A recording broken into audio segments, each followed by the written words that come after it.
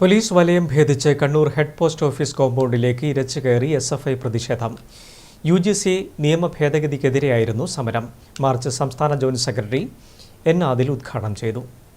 രാജ്യത്തിന്റെ ഫെഡറൽ സംവിധാനം അട്ടിമറിക്കുന്ന UGC കരട് ചട്ടങ്ങൾ പിൻവലിക്കണമെന്നാവശ്യപ്പെട്ടാണ് SFI കണ്ണൂർ ജില്ലാ കമ്മിറ്റിയുടെ ആഭിമുഖ്യത്തിൽ ഹെഡ് പോസ്റ്റ് ഓഫീസിലേക്ക് മാർച്ച് നടത്തിയത്.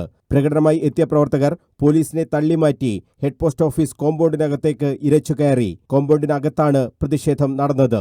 സമരം SFI സംസ്ഥാന ജോയിന്റ് സെക്രട്ടറി N. ആദിൽ ഉദ്ഘാടനം ചെയ്തു.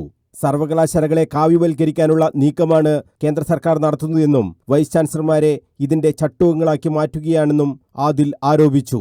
UGCയുടെ പുതിയ കരട് നിർദ്ദേശം പുറത്തിറക്കിക്കൊണ്ട് ദേശീയ വിദ്യാഭ്യാസ നയം രാജ്യത്ത് നടപ്പിലാക്കുമ്പോൾ SFI എന്താണോ ആശങ്കകൾ ഉന്നയിച്ചിരുന്നത്, ഈ രാജ്യത്തെ വിദ്യാഭ്യാസ മേഖലയെ കാവ്യവൽക്കരിക്കാൻ വേണ്ടി RSS പോവുകയാണ് എന്ന് 2020 ദേശീയ വിദ്യാഭ്യാസം നടപ്പിലാക്കിയ സമയത്ത് SFI പറഞ്ഞ അതേ കാര്യം ഇന്ന് ജനുവരി 6-ാം തീയതി UGCയുടെ പുതിയ മാർഗനിർദ്ദേശത്തിലൂടെ നമ്മൾ മനസ്സിലാക്കുകയാണ്.